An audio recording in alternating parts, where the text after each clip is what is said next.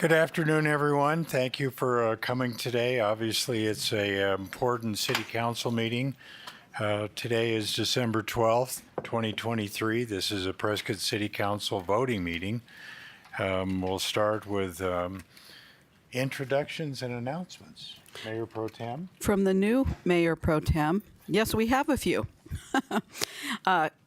This is a reminder that the City of Prescott Transfer Station has permanently changed its hours of operation. The new hours are Monday through Saturday, 7 to 3.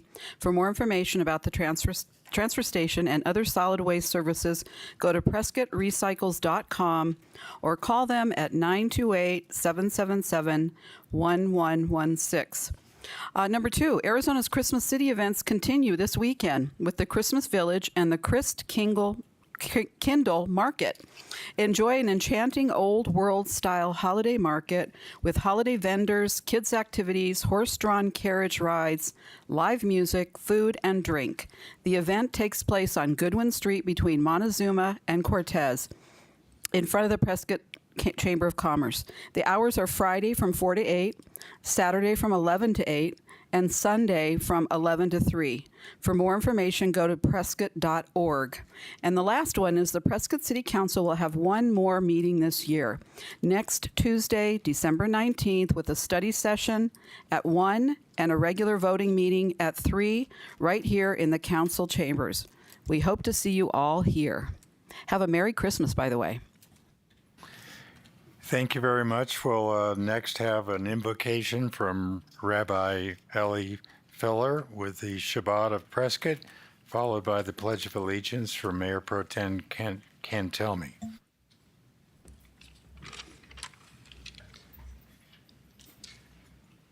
Happy Hanukkah. Good afternoon. Today is the 5th day of Hanukkah. Hanukkah commemorates the miracles that God did for the Jewish people more than 2,100 years ago in the biblical promised land of Israel. When the Jewish people were being antagonized by the Syrian Greeks for practicing our religion, the Maccabees, a small Jewish group of warriors, heroically fought. With God's help, they achieved a miraculous victory. Rabim biad miatim, many lost in the hands of few. The victory brought freedom of our religion and the freedom to express and be proud of our identities. After finding only one jug of ritually pure oil, the Jewish people witnessed another miracle. The oil, which was enough for one, lasted 8 days. To the Jewish people, this gave an eternal message that when one stands up for what is right against all darkness and evil, God will bring victory and success and will ultimately transform the darkness to light. The Lubavitcher Rebbe, Rabbi Menachem Mendel Schneerson, taught that today, the 5th day of Hanukkah, has special significance. As on the menorah, one can see the majority of the candles have been lit up, which represents light finally overcoming darkness. Every evening in Jewish homes and in public places around the world, we light up the candles of Hanukkah. There are 8 nights of Hanukkah. Each night we light the menorah as it is getting dark at dusk, and we add light for each consecutive night. The message is twofold. During darkness, a little bit of light goes a long way and dispels much darkness. The second message is that after you've added light, your job is not done. If you would like to make a change in the world, you need to add more light each day.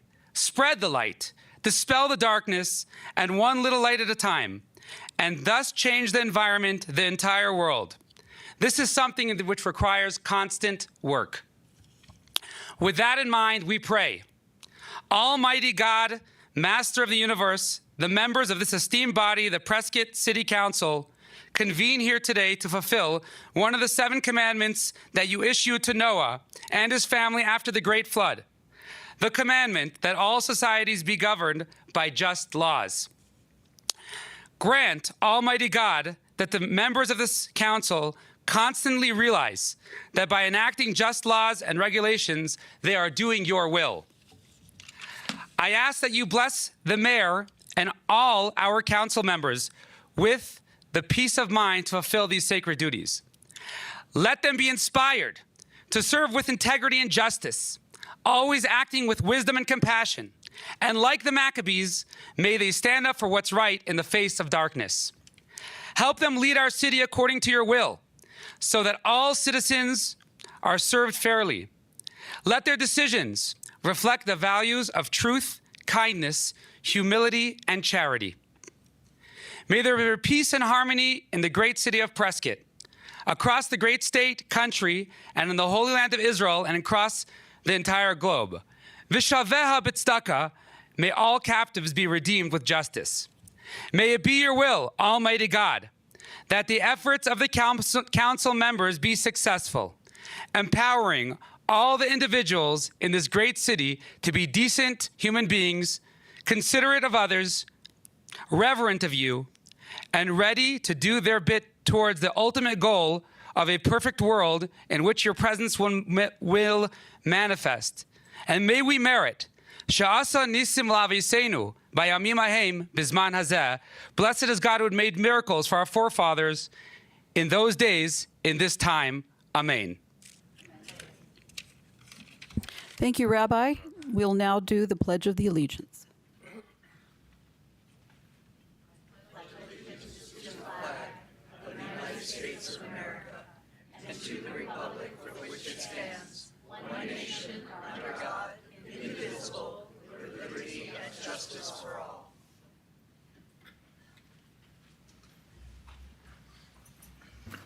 All right, roll call, please. Mayor Good, Present. Mayor Pro Tem Cantelmi, Here. Councilwoman Freeworth, Present. Councilman Gambogi, Present. Councilman Montoya, Here. Councilman Moore, Here. and Councilmember Roosing. Last but not least, here. All are present. All right, we'll move to the open call of the public.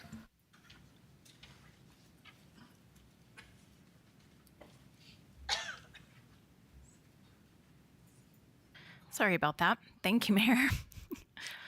City of Prescott welcomes public engagement. Residents may comment and address the council regarding matters that are not included on the posted agenda during the call to the public. If you wish to speak, please complete a green speaker card and submit it to me prior to the meeting being convened. As a reminder, speakers are limited to 4 minutes, and the call to the public will be limited to 40 minutes in total, with the following stipulations. Citizens will be limited to addressing the council on the same topic only 4 times in total. If a topic has been addressed more than 5 times by different speakers, the mayor may limit future discussions on the topic, and topics of a primarily national concern may be limited at the discretion of the mayor. At this time, I do not have any open call cards. Very well, hearing none, we'll move on to the consent agenda. Does anyone wish to pull any items from the consent agenda? Yes, Mayor, I'd like to pull item 7C as in Charlie. Anyone else? No? Then I'll entertain a motion for the remainder of the consent items. Mayor, I move that we approve consent agenda items A through E, excluding C. Second. Have a motion and a second. Please vote.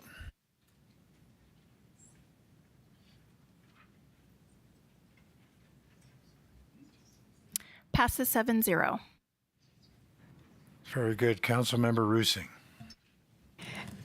Thank you. I just would like to make some comments about the appointment of the new committee member for the general plan.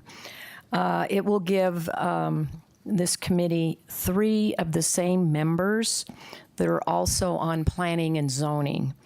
And I think that's highly unusual. And it might look like the committee is being stacked. So I think we need to send this back to the nominating committee. This is unprecedented, and pick a new member, because I know we've had plenty of other applicants. Thank you. So, Mayor, I'd like to follow up on the email that was sent out to all of you, one by myself and one by our city attorney. And just kind of remind everyone on the process for appointments to the General Plan Committee, because it is a little bit unique compared to some of our other boards and commissions. So the General Plan Committee was formed via resolution, and it is a short-term standing committee in that it is only in existence until the general plan is adopted and approved by the voters in 2025. The requirements for appointment to the board are 2 members from the Planning and Zoning Commission, 1 member from the Prescott Preservation Commission, 1 member from the Board of Adjustment, and 7 citizen members that are selected by each of our members of council. We did have a resignation from the board, and that was the selection by our councilman, Brandon Montoya. Therefore, it was Brandon Montoya's decision who he wanted to appoint to the to replace that member that resigned.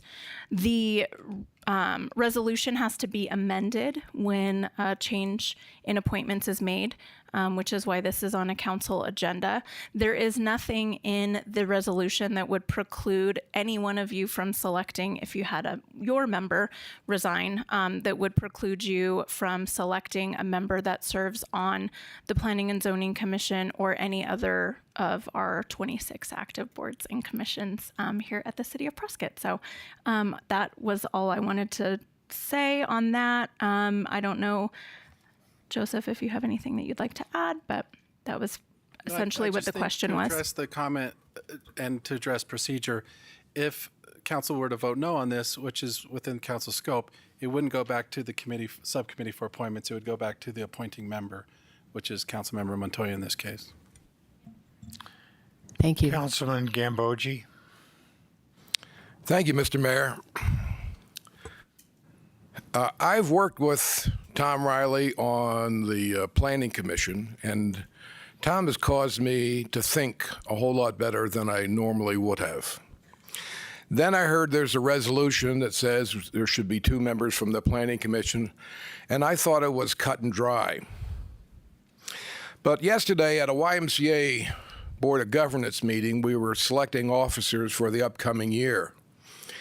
And when we got finished, one of the board members said, well, we don't have this category represented. We don't have this category represented. And that's a little bit of what we're facing here.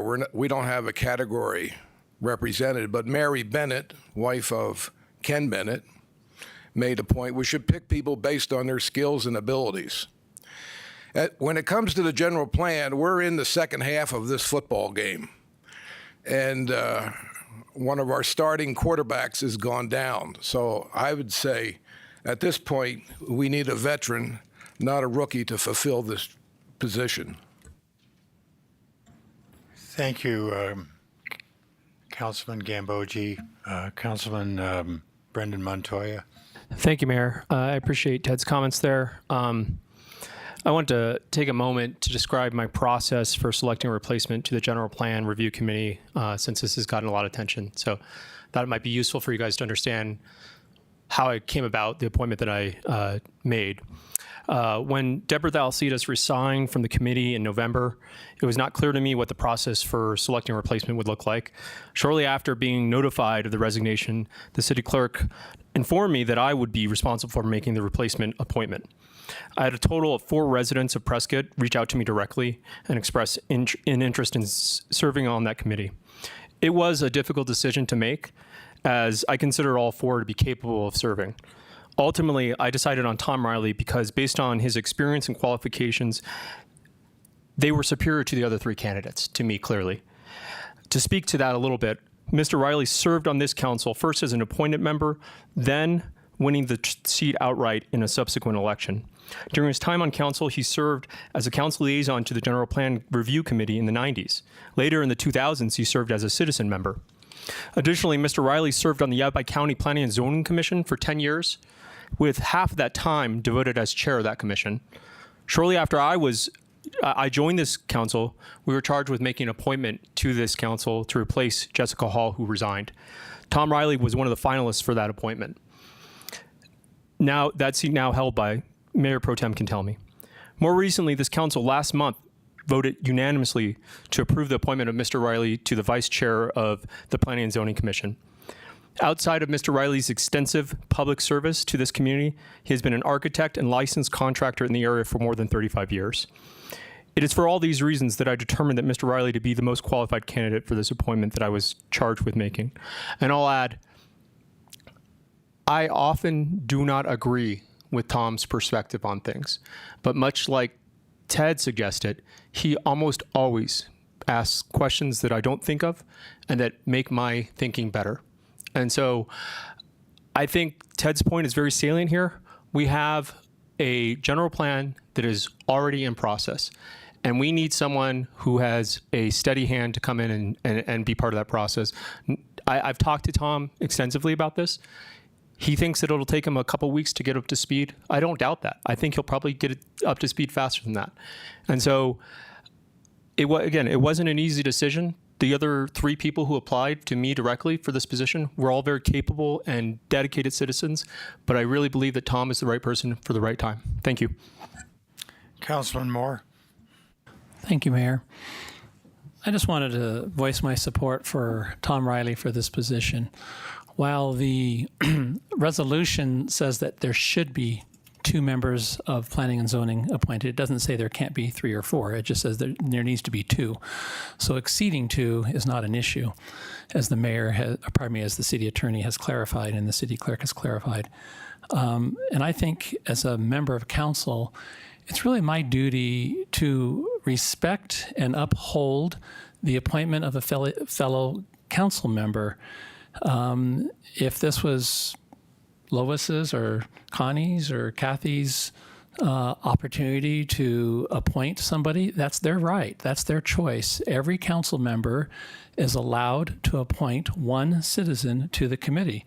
And this is Councilman Montoya's right, and it's his decision, and I'm going to support that decision. Thank you very much. Any other comments? We do have public comment, Mayor, if you'd like to take Okay. it. Bonnie McMinn.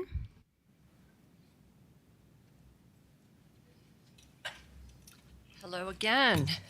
Thank you, Mayor, Council, staff. Bonnie McMinn, I live in Prescott. We're clear about the composition of the general plan, the resolution that was passed, 7 citizen appointees, 1 or 2 planning and zoning, 1 from Board of Adjustments, 1 from the Preservation Commission. That resolution was passed unanimously in July of 2022. This council followed the letter of the law recently when Mr. Gambogi was elected to council, and he needed to resign his position, and therefore he appointed Mr. Hutchinson as his replacement from Planning and Zoning. So the process worked well. In this case, the first case, the main reason for citizen appointees is to provide diverse and broad points of view from the community perspective. I have no doubts that Mr. Riley is well qualified. This really isn't about Mr. Riley, it's about the process, and it's about what this resolution had stated not less than 18 months ago or so. An excerpt from the City of Prescott press release following the extensive public outreach, this is regarding the general plan. The project team will utilize the input gathered from Prescott residents and develop a draft document for the general plan committee to review. This draft will be presented to the city's Planning and Zoning Commission for a recommendation and then to council for approval before the plan is submitted for voter approval. So there was a reason that this body looked at having 7 citizen appointees as opposed to 6, with 3 being from Planning and Zoning. Planning and Zoning will already have a very substantial say in what comes out of this committee. I agree with Councilor Rusing. 3 members stacks the deck. This was rationally and thoughtfully composed, and P&Z extra input and votes reduces our citizen input, and that is what the general plan is all about. And they will have a say in this anyway. So there's one other point that has not been brought up, which is the body of 7. So Councilor Moore is correct that it says that the 7 members can appoint. Well, we have 3 new members. Councillor Montoya's member resigned, and that's sad for Councillor Montoya and possibly for the general plan. However, we have 3 members who have not had a vote yet. And there's nothing in the resolution that states that Councillor Montoya gets a do-over because his person resigned.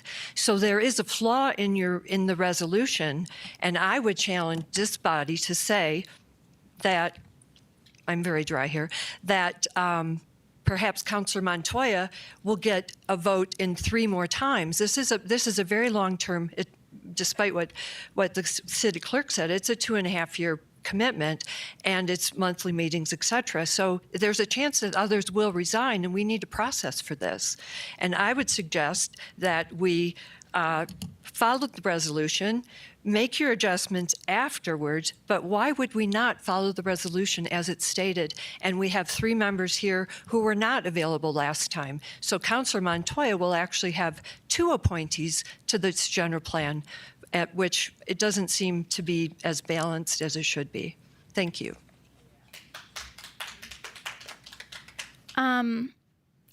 Tana, Karen, I'm not sure if this was the item that you wanted to speak on or not. Your subject line was a little bit unclear. Is it? Okay.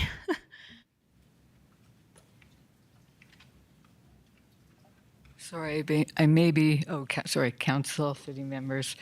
I may be a little bit redundant on this, but I agree that already Councilman Montoya has had his vote. There are new council members. As it is, if he votes for who comes in, then it stacks the deck for planning and zoning. Planning and zoning has so much power already in the city. It minimizes the citizen representation. And there's so many aspects of the plan, the general plan, like open space, wildlife, dark space, walkability, dark sky, walkability, all of that kind of stuff that is not represented at all by planning and zoning. That's left brain stuff. It's not right brain quality of life. And we need more representation on that, especially after the past administration's exception, Mayor Good, free for all with development. Thank you so much. That's all, Mayor.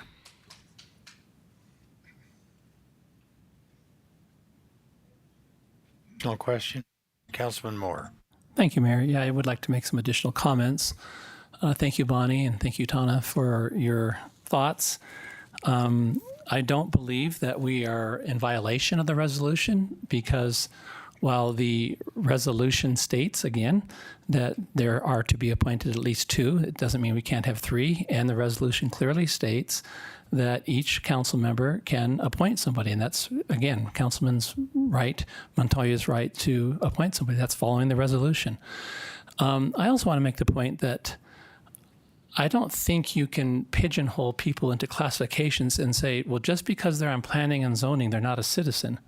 And therefore, they can't represent the citizens of our community, and they can't think right-brained because they're on planning and zoning. I think that's a flawed logic.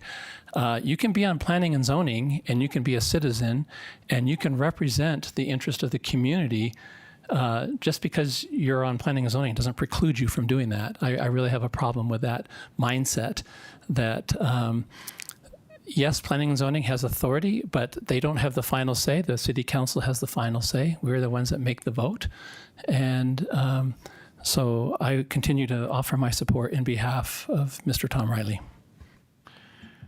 Councilwoman Fruworth. Thank you, Mayor. I think some of the public comments bring up a very good question about process going forward.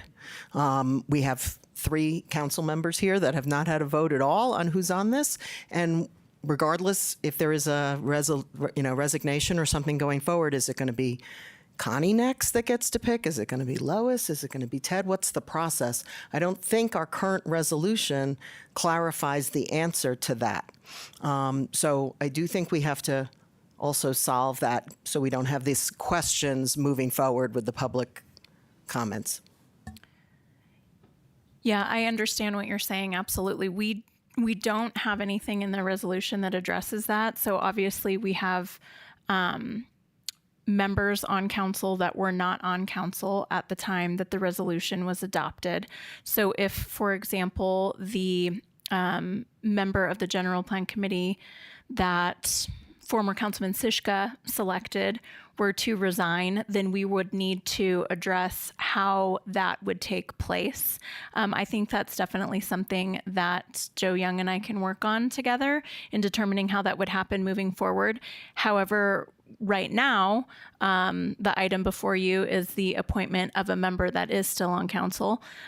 So we can address that and bring forward an amended resolution at a future meeting that would address that issue, but that's not the item before you today. Mayor Pro Tem Cantelmi. Thank you, Mayor. I'm listening to this and I sort of recount 8 to 10 years ago when I started getting or trying to get involved in the city. As an outsider, a resident, it was a closed club for many, many years. And I think, there's no argument. Tom Riley has given of himself for this city for many, many years. I think it's a missed opportunity for us to invite somebody else into the club, if you will, and allow them to take a seat at the table. It's very difficult, I will tell you that. It takes a lot of years to give yourself to the city to be respected and recognized to get in those positions. So when we reappoint the same people, I don't think that's always healthy. And also it sends a message. We did have 3 other people that were very well qualified. In fact, some of these other people have applied for several positions and have not been able to get in. So my 2 cents worth, I think it's a missed opportunity to invite somebody else to the table. Again, thank you, Tom, for your service. I think you've done a lot here over the years. But for that reason, today I'm going to vote no on this. I would love to be able to have somebody else have a shot at this. Thank you. Councilman Gambogi. When I heard of the resolution, I thought to myself, well, I'm not in favor of 2-tier justice system, so if we have a resolution, we ought to live by the resolution. And then when I learned that it's a suggestion of where people come from, I go back to my analogy to the football game. We're in the second half. Having been the chair of the general plan and the vice chair of the planning commission, I can tell you that we've progressed through the general plan where we've heard just about all the presentations we're going to hear. And as I've studied the 2005 and 2015 general plan, it didn't lack from input. What it lacked from was a means of implementation. And having been on the planning commission, I can give you chapter and verse of so many things that were in the general plan, and when it came before the public, it didn't get passed, even though the general plan is usually passed by about 80% of the population. So as I mentioned earlier, a newcomer is not going to be privy to all the information that the general plan has received because we're through the presentations. Now it's time to put it together. And putting it together, this city would truly benefit by finding a way to integrate that general plan in a way that the Planning Commission and the City Council could implement those recommendations. That's why I say you're in the second half. You don't need a rookie right now. You need a veteran. Very good. If there are no other comments, then I'll entertain a motion here.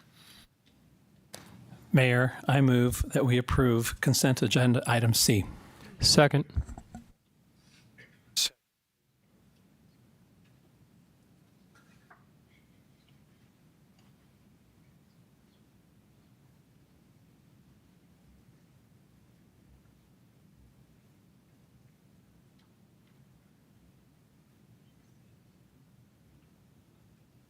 Passes 5-2.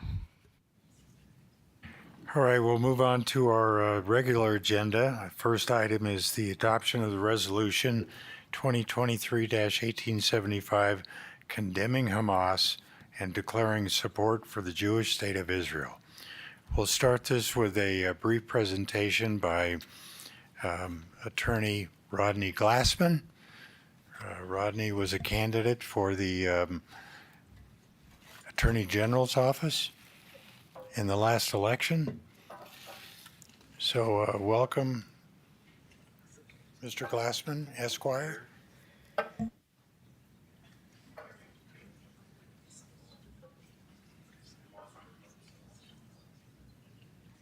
city manager, so pay respect to the appointment. Good afternoon, Mayor and Council. Thank you for having me. For those of you that I haven't met before, my name is Rodney Glassman, and I'm excited to wrap up another wonderful day in Prescott. We left the house this morning at about 5 o'clock, had coffee at the Lone Spur, got to have lunch with the ladies at the Republican Women of Prescott, who actually filled up the little cans in front of you with almost $2,000 during lunch during my presentation there. But then made the mistake of visiting my friend Brett Mangum, who's a dentist in town. His brother and I serve in the Air Force together. So next thing you know, I was running my credit card at the giving machine over there. And so depending on how you all vote today, it may be a net positive or net negative for the whole day as a trip. So hopefully you'll stand with us. The mayor and I were visiting a few weeks ago about my trip to Arwap to visit and give a presentation about Hanukkah and the history of Israel. And it happened to be the day after the city of Oakland, which some of you may have heard of. It's in the state to the west of here, had voted not only for a ceasefire so that the rapists and murderers that are pillaging Israel had a chance to regroup, but also really spent a majority of their session condemning the Jewish state of Israel. And so as the mayor and I were talking, he invited me here after the Arwap meeting to share a little bit of my presentation with you, and then for your consideration of a resolution doing quite the opposite, which is condemning Hamas and their actions and supporting the Jewish state of Israel and its protection and future. So at the beginning, I just want to share with you the little tin cans that you have in front of you. For those of you that aren't familiar, Israel, the original collection box, which you have in front of you today, was actually a hat, the hat of Theodor Herzl in 1901, who was the original Zionist. He removed his hat and asked delegates for donations in 1901 to purchase land in Eretz Yisrael to reestablish a Jewish homeland. So that's the history. 2 weeks later, the iconic blue box was born, stamped with the words National Fund. Small tin boxes were distributed to Jewish communities across the globe, and there were over 1 million of them by World War II. My father's 82, and growing up in Baltimore, every Shabbat, the family would pass around the little blue tin, and it was called a pushka, and that's where they would put their change every week, and then those dollars would be sent to Israel. The money that was collected in 1903 started the first purchase of land in Israel, 50 acres of land, and in 1905 the first trees were planted in honor of Theodor Herzl, who had passed a year earlier, beginning a tradition that continues today. I serve on the Board of Trustees for the Jewish National Fund Arizona chapter. We've planted over 100 million trees in Israel, and now it's an environmental agency, a city planner, an education ministry, a water authority, and actually JNF, the little tin boxes, provided the first loan to start the new neighborhood outside of Jaffa that eventually, for those of you that are familiar with Israel, became Tel Aviv. And during this time, because of the crisis that's happening in Israel, 100% of the dollars that are raised are sent over with no administrative fee from Jewish National Funds. So we're thrilled to be coming out with some very generous dollars from the Republican women. For those of you that I haven't met, in addition to Air Force and being a private attorney, I was a long time ago a Tucson City Councilman and the appointed town manager of Cave Creek, which some call the most western town, other than Scottsdale. And the reason I share that is because, as many of you know, the question might be, why a resolution? Well, as you know, the mayor and council are elected to pass ordinances, laws that govern the charter community. But in addition to that, there is a process for the elected mayor and council to share their thoughts on non-law policy matters that are pertaining to the greater community, to share the sentiments of the community. And that's why in this particular time of great need, especially in a community like yours that has such a strong and nice, vibrant Jewish community with the Jewish Foundation here in Prescott and a lot of great roots, that a resolution such as the one that you are all considering today is quite appropriate. So I'll just read one thing and then close with a prayer that I shared this afternoon at lunch and actually shared back in August when Dennis Prager came to visit our community. And you think about all that has happened in the Jewish state of Israel since that time.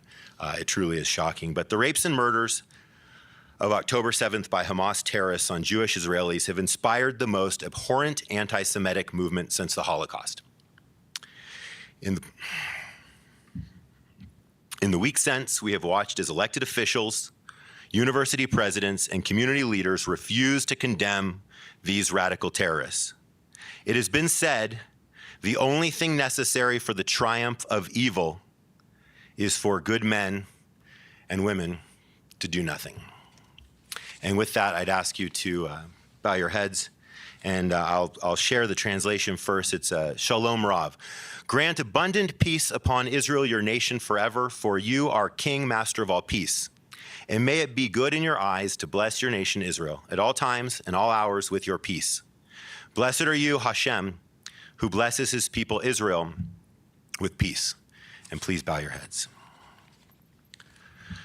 Shalom Rav al Yisrael Amcha Tasim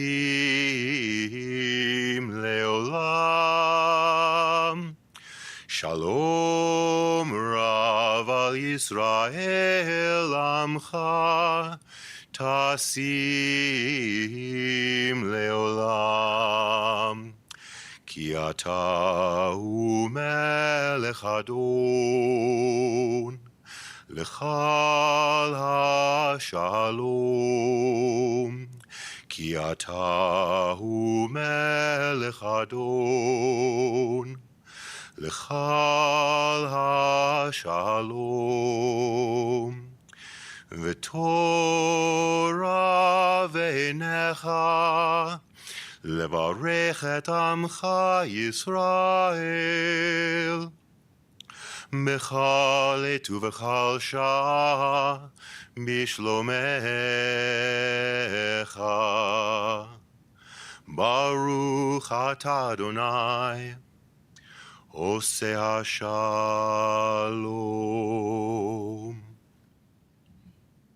Thank you.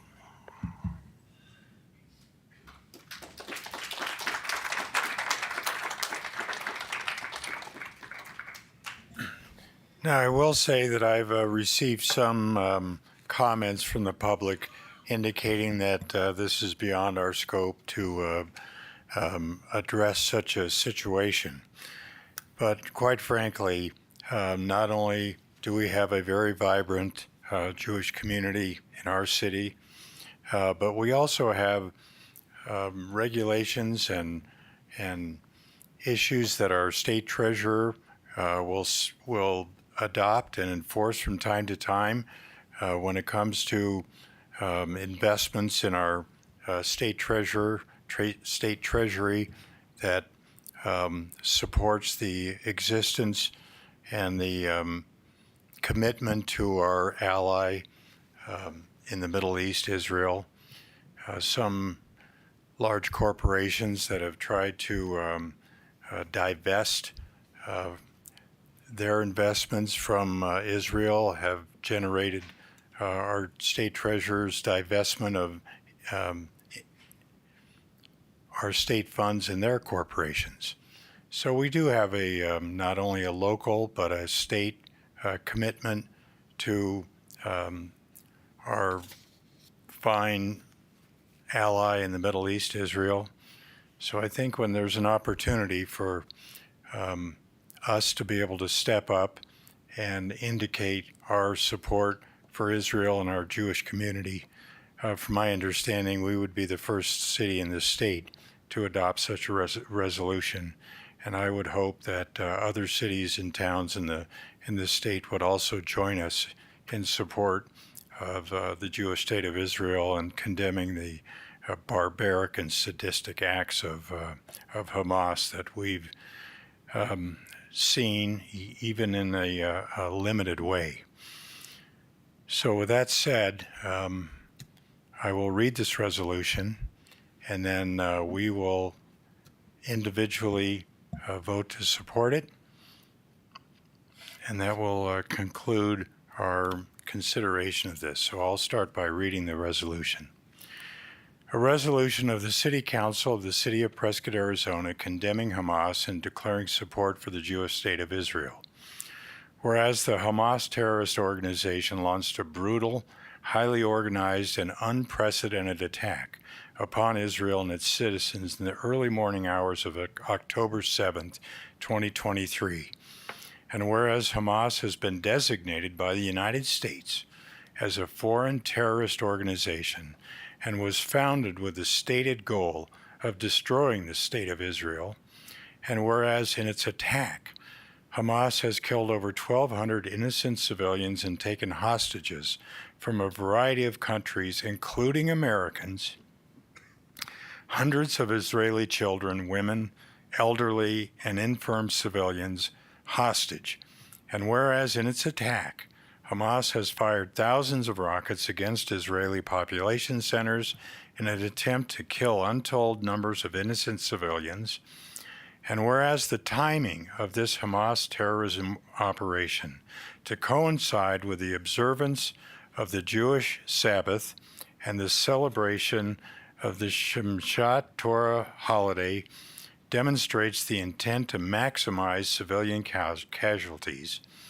And whereas Hamas continues to brazenly locate elements of its terrorist infrastructure in civilian population centers using civilians as human shields, and whereas Hamas is demanding the release of known terrorists for the return of innocent men, women, and children as young as 10 months old, and whereas Jewish communities globally, including in Arizona, are facing significant rises in anti-Semitism, and whereas Arizona adopted the International Holocaust Remembrance Alliance definition of anti-Semitism, which includes anti-Zionism, now therefore be it resolved that the Council of the City of Prescott does hereby, 1, reaffirm its support and unwavering commitment to the welfare, security, and survival of the Jewish state of Israel.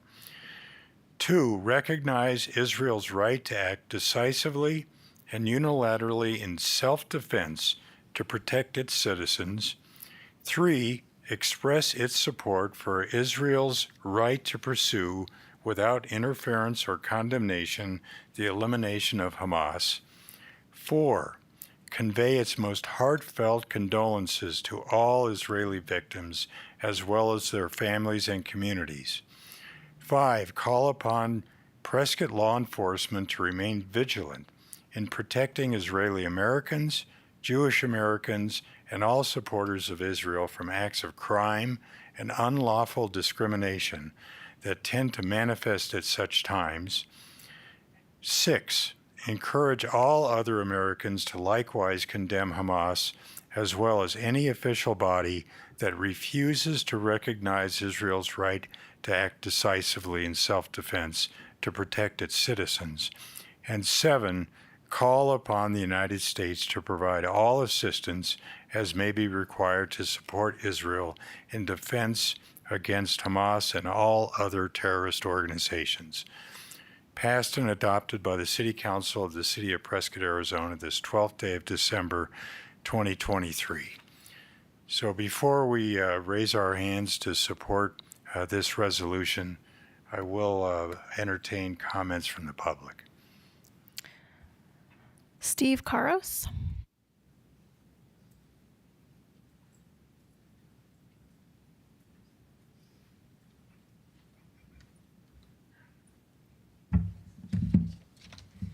Good afternoon. Hag Hanukkah Sameach, which means Happy Hanukkah. My name is Steve Karos. I'm a retired police officer. I'm the son of a Pearl Harbor survivor, and I am Sephardi Jewish. I'm also a believer in Yeshua HaMashiach, Messiah Jesus. This means that my heritage is Jewish and my faith is evangelical Christian. Indeed, I have taught Jewish studies at Calvary Chapel for many years.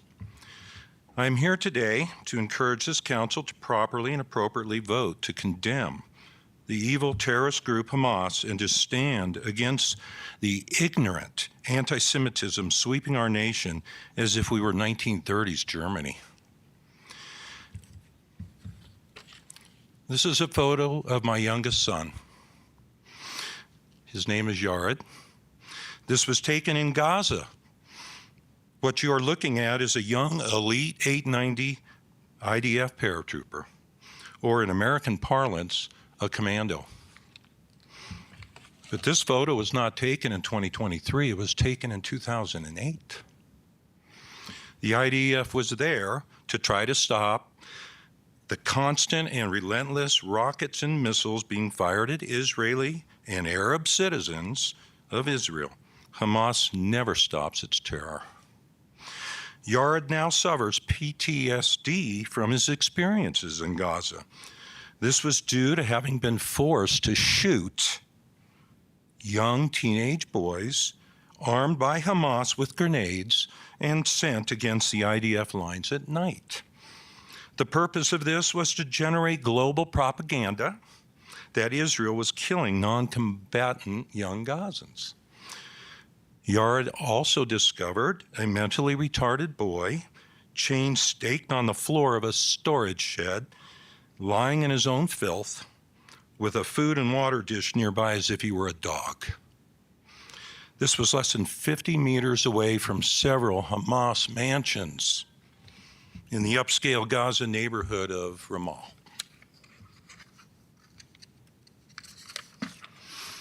My son will never be the same again.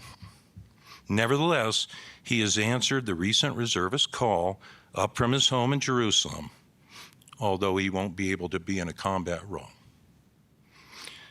You have all heard of the vicious attacks of October 7th. Unfortunately, so many Americans are desensitized to the words like atrocities, terror, barbaric. I think you said sadistic too, and so on. Some even claim that these attacks never even occurred, even though video taken by the Hamas terrorists on GoPro cameras is readily available. Have you seen the video of a Hamas terrorist shooting to death a little 8-year-old girl trying to hide under a table just a few paces away from her murdered parents? Just in the last couple of nights, in a despicably familiar tactic, Hamas sent a 3 to 4-year-old little barefoot Palestinian girl towards the IDF lines. The Jewish soldiers risked their lives to run out to this child, cover her with a ballistic vest, and fetch her back to their medical tents where her feet and other injuries were addressed. The IDF then transported the little girl to the humanitarian corridor where they were informed that Hamas had sent the little girl to expose the IDF locations and to see if the IDF soldiers were alert in the night. Can you please conclude your remarks? Thank you. Does this council accept the unbelievably false moral equivalency narrative? Or are you able to discern the darkest depths of evil perpetuated by Hamas, which has led to so many Jews and Palestinians to suffer even unto death? Thank you. Sharon Freed.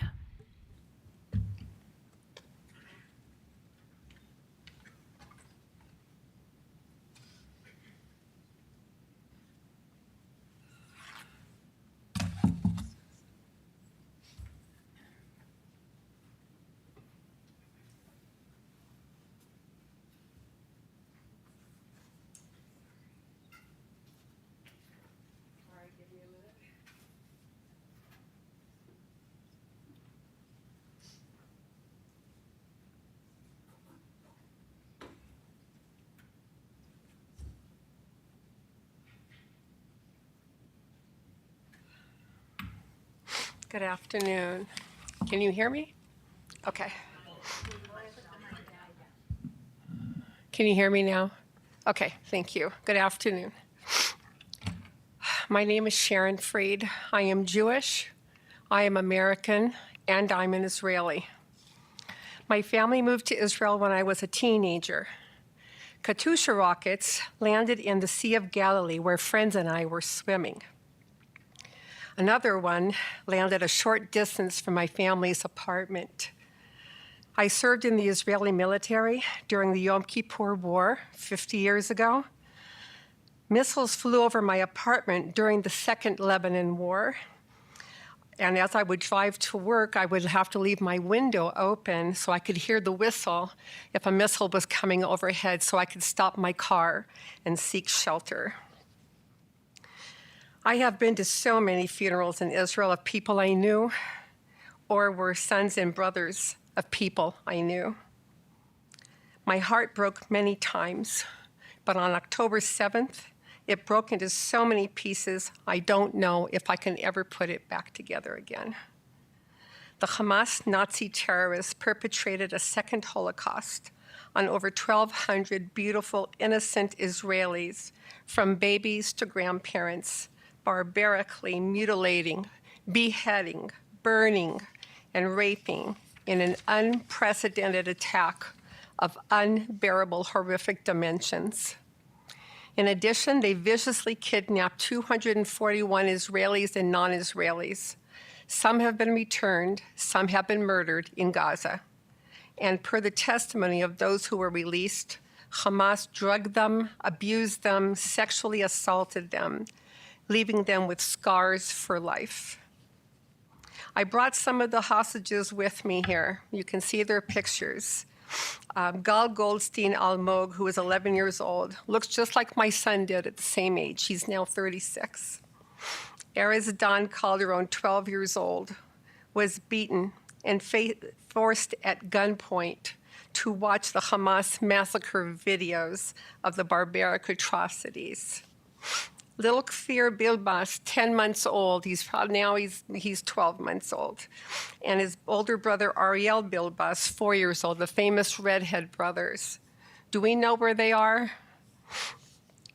And then there's Noah Argamani, who was driven off on a motorcycle, terrified, taken off to Gaza. We don't know about her. Shani Luke, the beautiful German Israeli, her dead, naked body was thrown on the back of a truck for everybody to laugh and spit on. These pictures will never, ever leave me. In the words of Mossab Hassan Youssef, son of Hamas co-founder, all Hamas terrorists must be eliminated. Rape is not resistance. Am Yisrael Chai, the people of Israel live. And anyone who doesn't condemn Hamas terror is complicit in their goal to murder and remove the Jewish people everywhere, in Israel and all over the world, from the face of the earth. So I ask you, no, I demand that you condemn Hamas and do not support them in their goals. Thank you.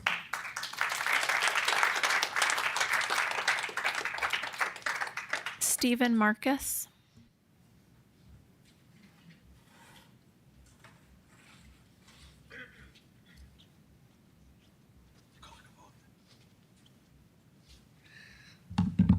Shalom Lechem. My name is Steve Marcus. I'm an American Israeli, and my story begins in 1926 when my father, Hans Marcus, was born in Hamburg, Germany. Not a good place for a Jew to be, would you agree? He was able to escape with his parents. They came to America, and in 1964, I was born. The reason I mention the year I was born is because it was a very auspicious year. The Palestine Liberation Organization was also started in 1964. Now fast forward to high school. I'm going to Israel for the first time as a tourist. I ended up going 3 times more as a tourist. The third time I stayed a full year on a tourist visa before electing to become an Israeli citizen. A year after that, I was drafted into the army, and I had the inauspicious fortune to take part in the first Arab uprising, the Intifada, in 1987. Not long thereafter, I was on my way to get my hair cut in South Tel Aviv when the streets were blocked with police and fire and sirens and bedlam. Come to find out, my barber, who himself was a recent immigrant from the just then formerly Soviet Union, which had just fallen, he had been stabbed to death by a 16-year-old terrorist from Gaza. So now a year later, it's the Gulf War, and we're ducking Scud missiles coming from Iraq, never mind the fact that Israel's not involved in the war. And in 1994, I decided to come back to live in the United States. In 2012, I decided to move to Arizona, and I reside now in Prescott Valley. However, I spent a good chunk of my time in Prescott, shopping, eating, and also praying, as my synagogue is located there. So I am an American Israeli in that order. I am a Prescott Valley resident, and as such, I urge you to vote yes on the proclamation.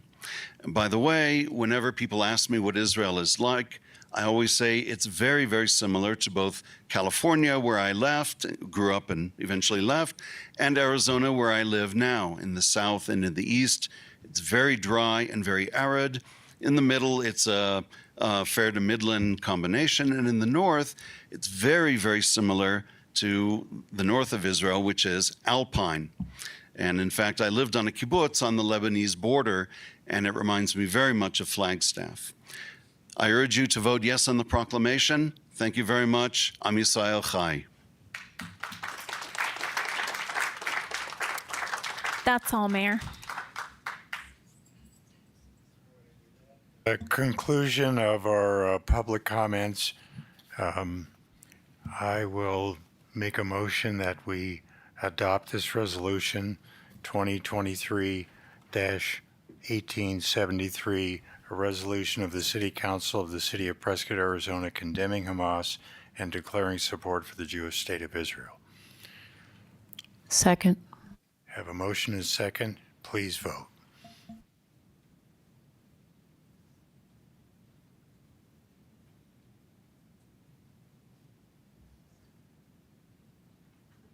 Passes 7-0.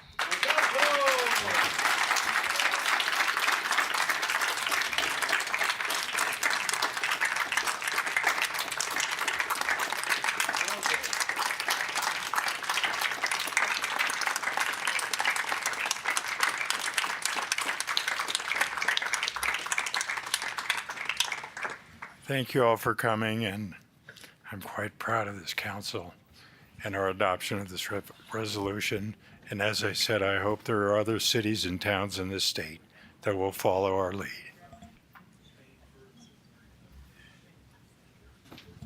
All right, now we move on to item 8B. Thank you, Mayor. Thank you, Mayor.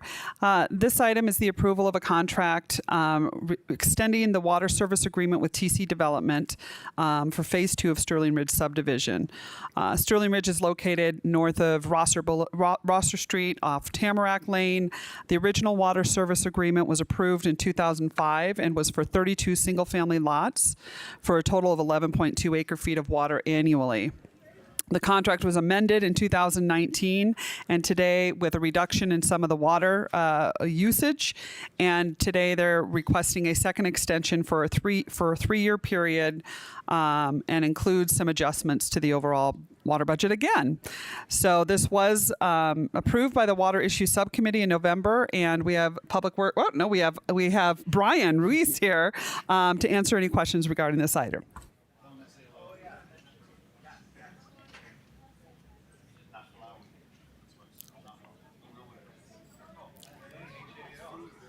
I'm sorry, everybody. Can we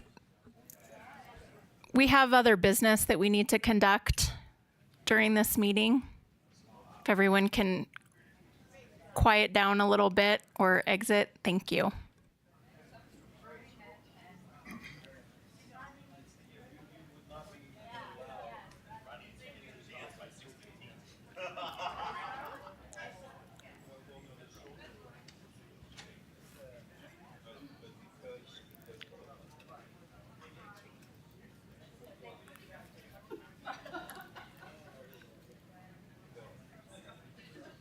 We got a narrow hallway.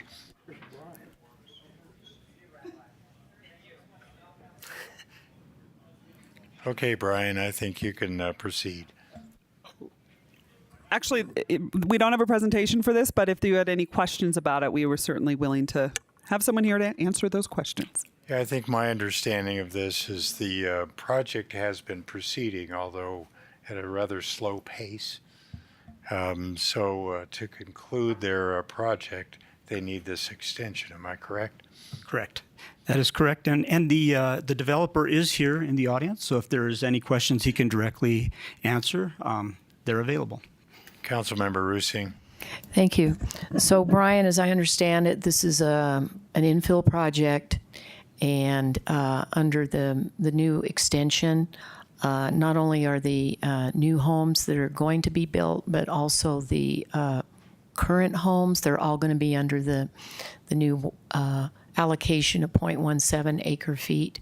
Yes, per the 2022 policy, we will allocate and make available potable water at a unit allocation of 0.17 acre feet per year for each of the 15 homes that are proposed within Phase 2. Okay. All righty. Thank you. Yeah, it was my understanding that this was approved under the old policy where each single-family home was allocated 0.35 acre feet. Correct, Mayor. So as we gained data and information to understand how better to manage that water, this actually is kind of an improvement over the amount of water that they were originally allocated, because now we understand that 0.17 is a much more justified allocation per single-family home. Yes, in our latest policy, utilizing our water resource management model data, we currently allocate at the 0.17 level, which is based on that data that we receive. Very good. I'll entertain a motion. Oh, I think the developer wants to speak. Come on up. We'd be pleased to hear from you. Hi, my name is Mike Crimmins. I'm representing the owner, and I just wanted to make a clarification on what happened in the past. The original plat was for 32 lots, and the water agreement had no deadline date. We then went back to Line Engineering and modified that plat to 29 lots. It was a better project, and at that point we had two phases, first phase and second phase. The water got amended but not extended at that point, and there were dates put on that. We did complete phase one. There are houses on phase one on all the lots, and all that's left is phase two, which is 14 lots. So that's kind of it didn't go as a extension and then another extension, and we haven't done anything. I just wanted to clarify that point. Thank you. Thank you very much. That's as I understood it. Any comment or questions? Any other public comment? No, Mayor. So I'll entertain a motion here. Mayor, excuse me. Mayor, I move to approve city contract number 2005-294A2. Second. Have a motion and a second. Please vote.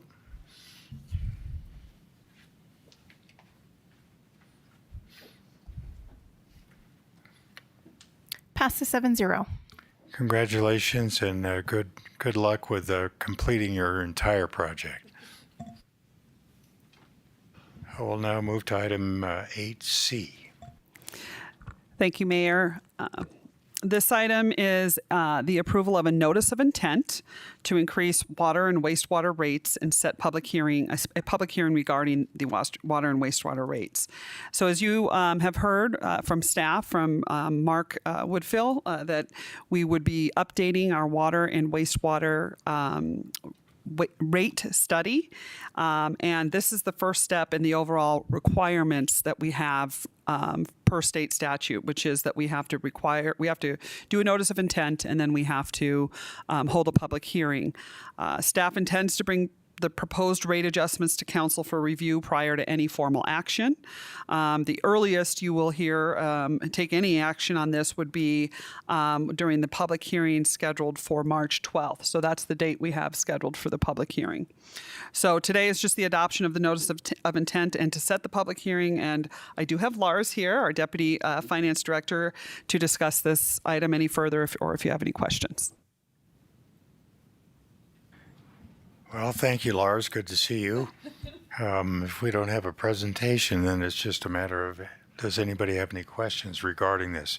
This is just the notice of intent so that we complete our requirements to make sure the public knows that we're going to be reviewing these rates and they possibly will be subject to an increase. Correct? That's correct. Councilmember Rusing. Thank you. I would just like to say our city water is still a great bargain, even with the rate increase. And also the rate increase might encourage more conservation. Thank you. Any other comments or concerns? Any public comment? No, Mayor. Very well, then I'll entertain a motion on this one. Mayor, I move to approve notice of intent to increase waste and wastewater rates and set the public hearing for March 12th, 2024. Second. We have a motion and a second. Please vote.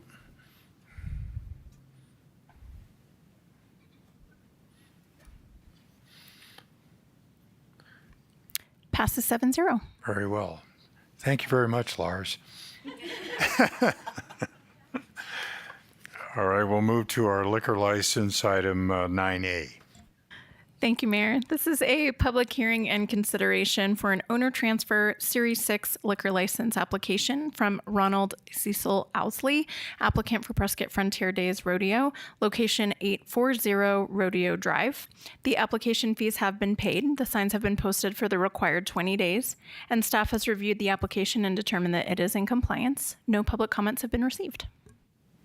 Well, I see the applicant here in the audience. Ron, do you want to come up and describe what the transfer process is and the necessity for it?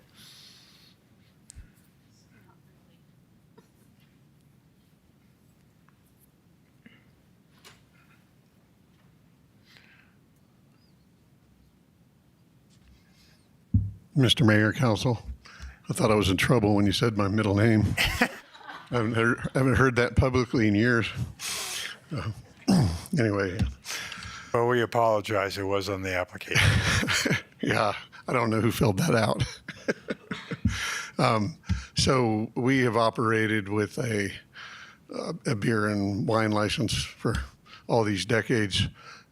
Someone was kind enough to offer us a deal that we really couldn't refuse. We spent the last number of decades, whenever we need a liquor license during the rodeo and other times, we essentially pay another entity that has one a fee, usually 25% of whatever our take is. So this really cleans all that up, and we just simply have our own liquor license. So that's the main reason for doing it. What was your other question? No, I think that's just what we wanted to know. I mean, liquor availability out there has been pretty well known for a long time. Yeah, I think so. What we do, the staff scrambles around every year. No one gets to see this behind the scenes, but particularly our accounts payable guy, he kind of ramrods that, and he spends a significant amount of time chasing it down, making sure we're in compliance. Oh, we only have one day left. We have to pull out all the stops to make sure that no one serves any the next day. So it'll really help us out a lot. So very good. That makes sense, and it'll be a lot more efficient, and no worries and no complaints, right? Right. Thank you. All right, I'll entertain a motion. Thank you, Ron. Mayor, I move to close the public hearing. Second. Have a motion and a second. Please vote.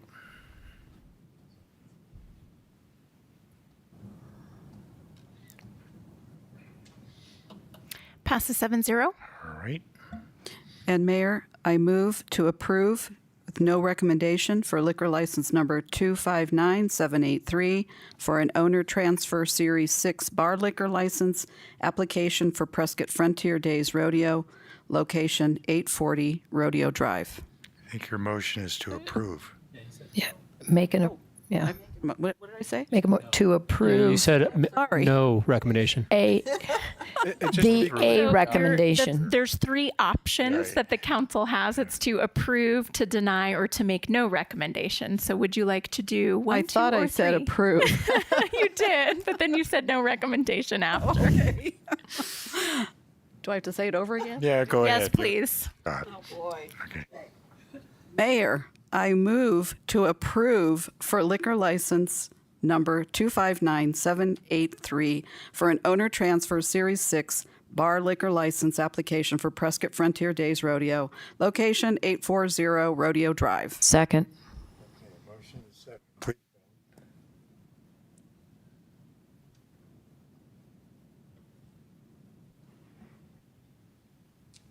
Passes 7-0. I'm dangerous behind the mic. Thank you, Ron.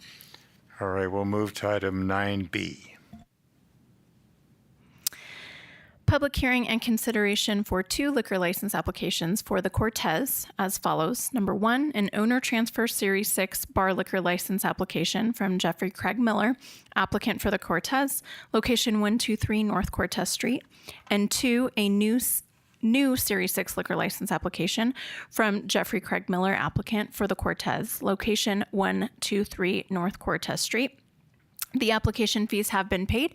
Signs have been posted for the required 20 days. Staff has reviewed applications and determined that they are in compliance, and no public comments have been received. I did want to just provide a little point of clarity on this because it is slightly different than our usual liquor license agenda items. So this applicant decided to process two liquor license applications for their location on Cortez Street.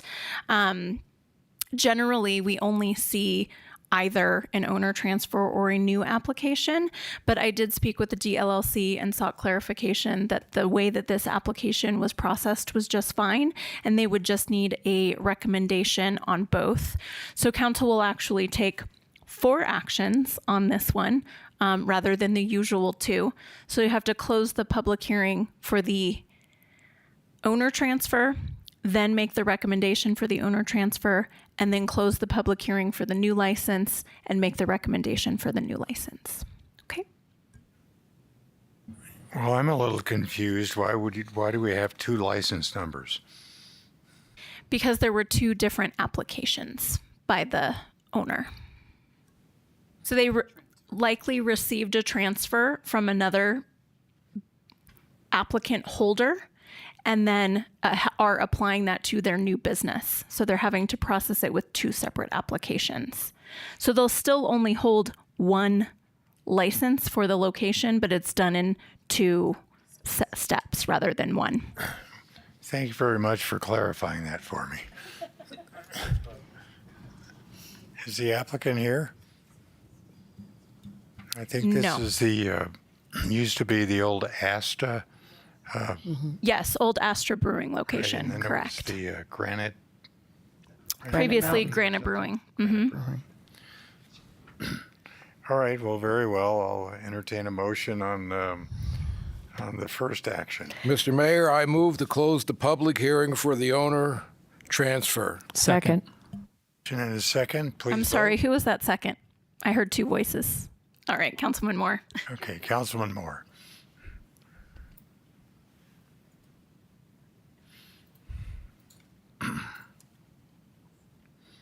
Passes 7-0. Okay, that's item 1. Okay. Somebody want to do item 2? Yep. Mr. Mayor, I move to approve recommendation for liquor license number 263546 for an owner transfer Series 6 bar license application for the Cortez location 123 North Cortez. Second. Motion is second, please vote.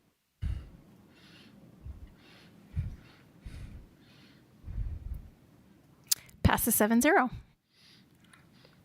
right, now we head into the next motion, number 3. Who wants to take that one on? I move to close the public hearing for the new application. Second. Motion is second. Please vote.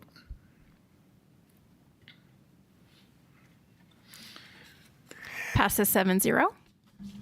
Now the last one. Mayor, I move to approve liquor license number 263552 for a new Series 6 bar liquor license application for the Cortez, location 123 North Cortez Street. Second. Okay, there's a motion and a second. Please vote.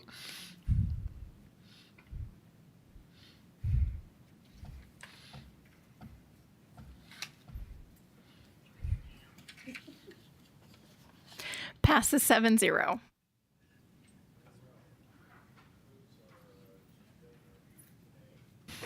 And I do want to say happy Hanukkah. Obviously, this resolution was pretty significant and substantial. From my understanding, I think the Speaker of the House of the Arizona Legislature is intending to also take some action at the beginning of their legislative session. So maybe our city's adoption of this resolution will encourage that. And as I said before, I think it's when situations like this occur, it's really important that good people are willing to stand up and take action and do the right thing. And I think we've done that today. So I'm very proud of that action. And again, happy Hanukkah. And next week, you'll see another one of my Christmas rotation ties. So this meeting is adjourned.